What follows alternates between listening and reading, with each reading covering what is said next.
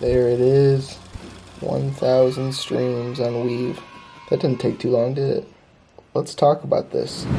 Hey, what's up guys? My name's Grant Borland, and today, before we get into today's topic, I kind of want to share something I've been working on. So if you've been watching my videos for a while now, probably within the past 6 months or so, you may have noticed at the end of the video I do this little outro that looks something like this. Yeah, that sort of little video with the logo and the little tagline and the website and all that. Well, I've kind of been getting a little bored with that, so I decided to, redesign it, redo it, freshen it up a little bit and add some music to it. So I went ahead and I frame by frame animated this thing. There's a lot of frames, it was a lot of work, but I made every frame in Photoshop, then I put it into Final Cut and then meshed this new intro together, which looks something like this.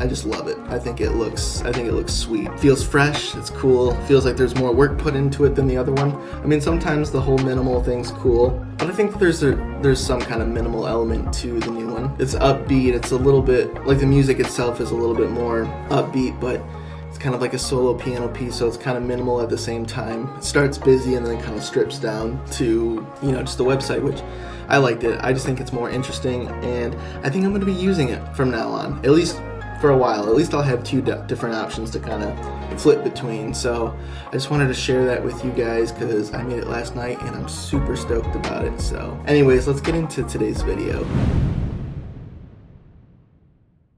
I broke 1,000 streams on Weave, which is cool. It's a great number, huge number for me personally.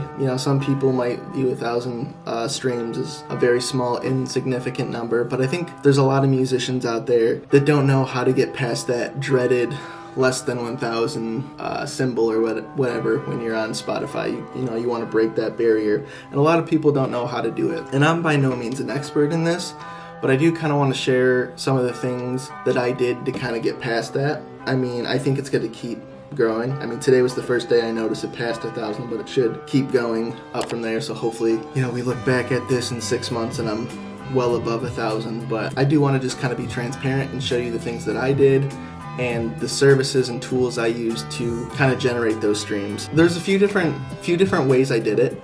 I'll share them all, and then I'll also mention, what I think my favorite ways to do this are and my least favorite options and methods. So really, without saying much, I think the big stream generator for me has been getting onto people's personal playlists. When I uploaded Weave to Spotify, there was this period of time before the song was actually released, but Spotify recognized that it was in my library, ready to be distributed. And when you're in that time period, there's an option to kind of submit it to editorial playlists, meaning playlists that Spotify themselves curate. You can pitch it to those, and generally those are pretty big playlists. They'll get you, tens or hundreds of thousands of streams, maybe even more depending on what playlist you land on. But I did that, and like many people, I'm sure, it didn't get accepted onto the playlist. At least I don't think so. I feel like, I don't know how quick their process is, but as of now, it's not on there. And I don't think it will be, because I feel like it probably would be by now if it was, being that it's already been about, 3 weeks or so. But I could be wrong. If anyone has been on an editorial playlist, let me know if it's more of an instant thing or if it can sometimes take a couple months before they throw it on their playlist. Either way, at this moment, I'm not on an editorial playlist, so what you do is you kind of go elsewhere to other playlists that are ran by people like you and me that just have a following on their playlist, and you try to get on those. That's what I did. The Weave, the song that I was pitching, is kind of an ambient neoclassical sort of track, so I wanted to kind of hone in more on that genre. I think it's really important too, is to kind of focus in on what you do. Like, if you see a playlist that's got 50,000 listeners on it, but they've got tracks that are like super outside of your genre. Like if I was placed on a a playlist with like Bruno Mars and Justin Bieber and stuff like that.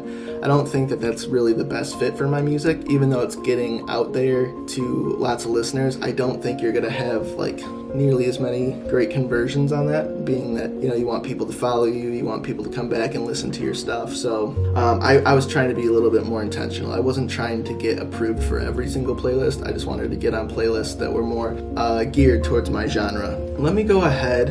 I'm gonna go ahead and I'm just gonna show you. So let's start out first. I'm gonna start out with a site called Submithub, and Submithub is a platform where it'll connect you with Spotify playlist curators. It can connect you with people that like do blogs. It can connect you with influencers, all those types of things. But what I really wanted to do was to get on Spotify playlists mostly. And so I ran 10 different campaigns, meaning I did 10 different, you know, series of pitches. You know, like each campaign I could have pitched to, I don't know, 4 different playlist people. But overall, 11 of them got approved, which might not be the best approval rate. It might be good. It just depends on what you're doing. For me, I'm learning a lot of this as I go. So I'm kind of just trying to be transparent and show you exactly what I did. But, you know, we got shared on a few playlists, and we're waiting on a couple to still share it. Ambient being a big one. It's a YouTube channel with over 500,000 subscribers. So hopefully when they share that, that might be a nice little boost, because they've also got a Spotify playlist that they share music to. So we might see a little boost from that. Same with this Ignite Arts, sorry. So we're waiting on those, but we've got all these other ones that have shared it so far, which is great. You know, I'm doing this stuff all by myself. I don't have a team pushing my music or anything. So, you know, really what I'm doing, since I'm kind of new to it, is I'm trying to slowly build relationships. So as I release new music, they might be like, hey, we know this guy, we trust the quality of his work, let's try to, you know, get it on our playlist and try pushing it. So that's kind of the philosophy I'm thinking of. So this is Submithub. Now, the way it works is you pay a small amount of money to get credits, and each curator has a set price. So it could be, you know, 1 credit to pitch to this curator, maybe 3 to pitch to another. I haven't seen any curators that are higher than 3. They might exist, but generally they're pretty affordable to pitch to. Each credit's roughly about $1. You know, if you buy them in bulk, it's a little bit better. I think I paid like, I don't know, like $27 to get 30 credits, and that's kind of the budget I set for myself to pitch this song on Submithub. So we've got a decent approval rating, and those have been generating a decent amount of streams for me already. But another one I want to share on is one called Daily Playlists. Daily Playlist is completely free.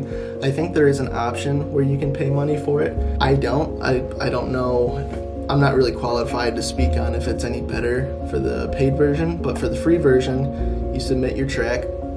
You know, you choose your genre that you want to pitch to, and it comes up with this whole list of curators that accept that style of music. The downside to it, even though it's free, the downside to it is there's not as much communication. So on Submithub, for example, I can pitch the track and then maybe send like a paragraph or so, like maybe 200 to 300 characters. I can kind of do a quick pitch on the song, and usually I'll say something along the lines of like, you know, thank you for checking out, or thank you for taking the time to check out this track.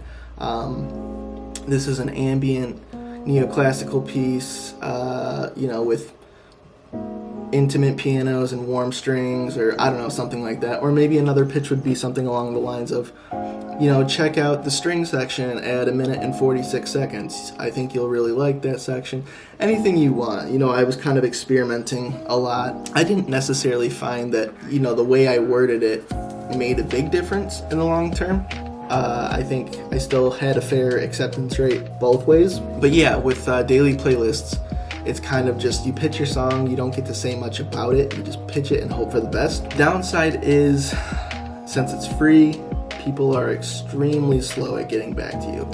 I pitched this to numerous amounts of people, and as you can see, I've got 8 people that approved it, I've got 10 that I'm still waiting on responses for, and I've got 32 that have declined it.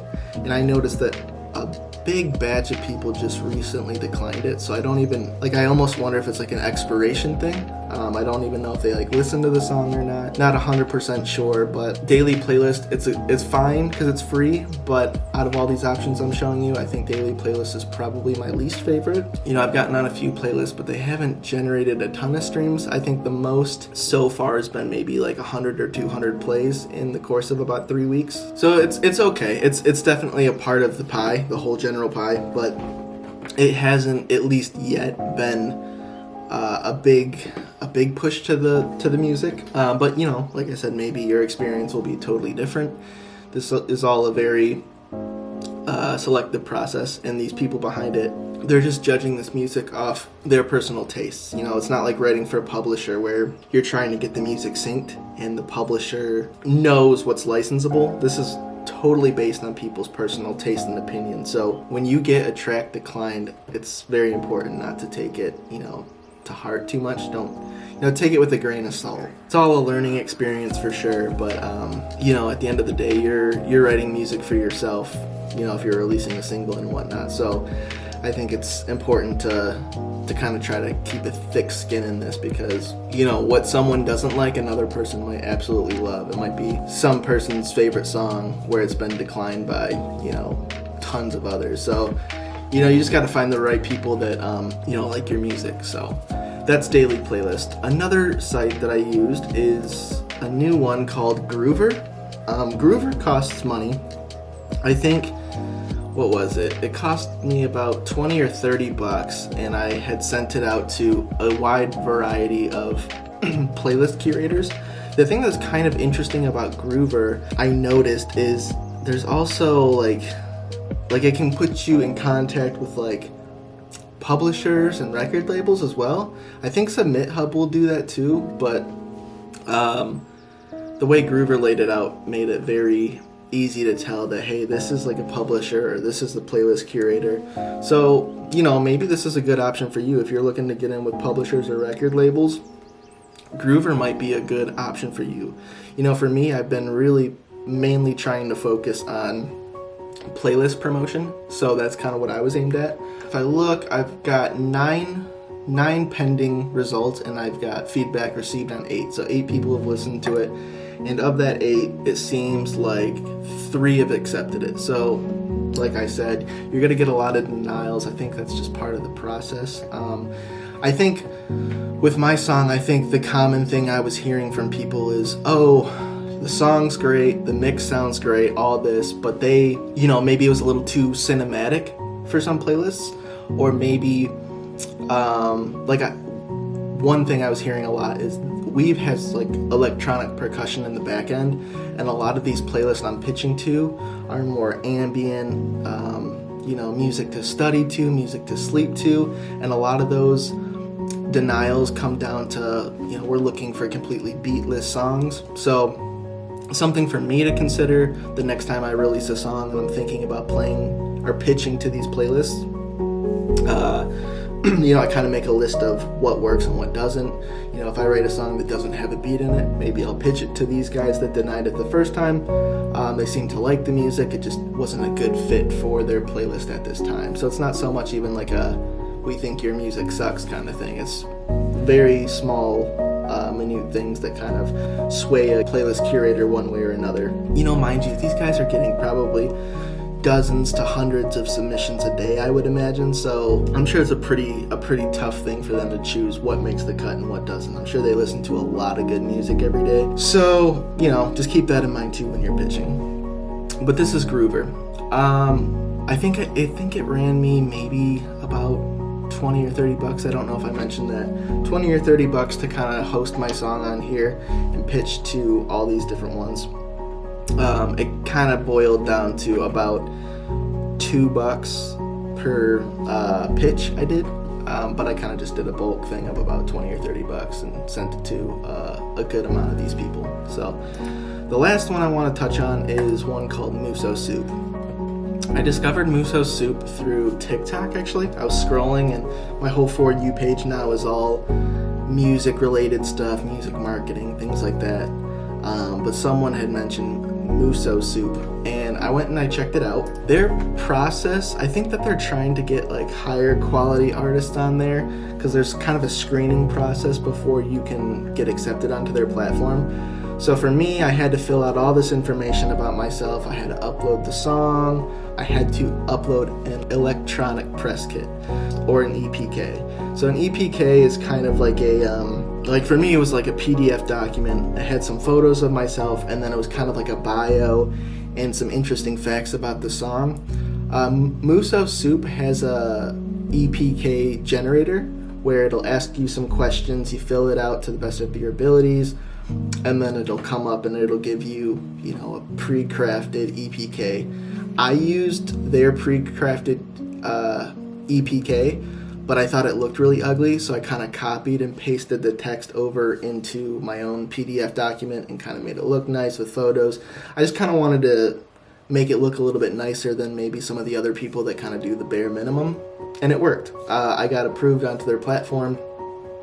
I paid, I think, about $30 as well to get onto, or to start a campaign, which basically you get this whole press kit, you get your song, and then they pitch it out for 45 days. And then there's all these curators. If they're looking for your genre and style of music, it'll come up in their feed. They can quickly listen to it. If they like it, they can send you what's called an offer. And that can be something like, hey, we want to add you onto our Spotify playlist. We like your song. It's a good fit for our playlist. Or other times it can be something like, hey, we're a music blog. We do write-ups on artists, and we think that your music fits our cut, and we would like to write an article about your new song. So that's kind of cool too. And I've done that. I've done about 3 blog posts so far. I haven't really noticed them leading to streams yet. And I don't want to get too off base with this, because I kind of want this to be more about Spotify, but I thought that was kind of interesting, because Musosoup will kind of do both the playlisting and it'll do the blog post. Now with Musosoup, the difference is you pay $30 or whatever, and you get your EPK into rotation for like 45 days. But people, if they want to, pitch your music or put it on their playlist, they'll send you an offer, and that a lot of times can be additional money that you're paying directly to the curator, because that's how they make money. So be aware. I think Musosoup is probably, while the quality can be high, I feel like it's also probably the most expensive option. But yeah, it's good overall.